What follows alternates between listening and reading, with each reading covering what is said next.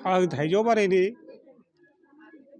आबौ आबै आदा बाजै आरो आदै दादैमु आंनि फिसा फंबायफोरखौ दायबोदों जोंनि बिसोरखौबो रायजो राजायानो गोदोर आं इखौ खनसे खुलुमनाय जाबाय नोंसोरनिसिम। आङो थाइजौबारिनि गेजेराव एसें दिननिफ्राय इयाव थानानै थादोंमोन बे साननाय समाव आङो बहुद खस्थ'यै खामै खामै आं साकरि मोननाय जादों। बेनि गेजेराव आं आखा खालामदोंमोन जे साकरि मोननाय लोगो लोगो उनाव रायजोफोरनो मोनसे गोदान मोजां थांनानै मोनसे पार्टि होगोन होननानै बिनिफ्राय बुंदों। दिनै आं 41 बोसोर दायो 41 बोसोर साकरि मावनानै डेस्क बाख्रियाव जारौ दोननानै आं थाबायनानै दिनै मोजां खुबियाव आंनि रायजो राजानि सिगाङाव गोजोननानै इयाव मोनफैनाय जाबाय। बाखि जोंनि रायजो राजायानो आंखौ बहुद मोजाङैनो हुसा खालामनानै आंखौ दिनै सन्मान खालामदों। बेनि खार'नै आं रायजो राजाखौ हदायबो खुलुमगोन होननानै आं बुंगोन। जि समाव आङो रायजो राजाखौ माबाफोर जायोब्ला बेफोर सहाय खालामनो थाखाय आं मौजुद दङ। फिसा फिसौआ जाहाथे आंनिफ्राय किबा माबाफोर सोंनो फैयोब्ला बेफोरखौ आङो देहा होगोन आरो आगोलावबो आंनि रखम बारायना थानो हागोन होननानै रावखौबो मोजां सबनि जायगायावनो आं मोजां आखायदो बिसोरनो खिन्थानानै गारदेन खालामना लाना थांनायनि खार'नै सुबिदा लागोन आं साकरि जिथिया हाबदोंमोन बेनि उनाव एकदम काश्मीर भेयाव आंनो उग्रबादिफोरनिफ्राय फैदो निजेनि कामान्डार जानानै आंनि लोगोफोरखौ बासायना लाना फैदो। बेनिखायनो आंखौ खै मेडेल मोनदों बे मेडेला जाबाय आंनि आखायाव दाबो आंनि मौजुद दङ। बेनिखायनो आं बहुद रायजोनि आरो सरकारनिफ्राय मोजां हाबा मावनायनि खार'नै आंखौ बे समाव बेब'हार खालामनानै हरदों।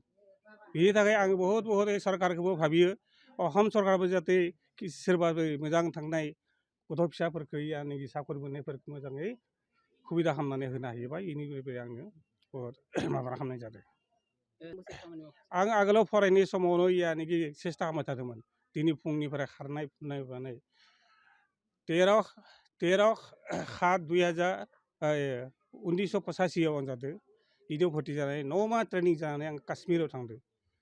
उग्रबादिफोरजों आंजों मुलाकात खालामनानै सेस्था खालामै आंखौ नागिरदोंमोन जे बे मानसिखौ आं बुथारनो खार'नै आङो माने गावनि जिबनखौ देहा लानानैबाबो आङो आगे बारायनानै बे मानसिखौ मोजां खालामना लाना फैदो। आं 6 बोसोर थादों काश्मीराव बेनिफ्राय असमावबो थादों, नागालेण्डआव थादों, मणिपुराव थादों, ओमफ्राय छत्तीसगढ़ थादों।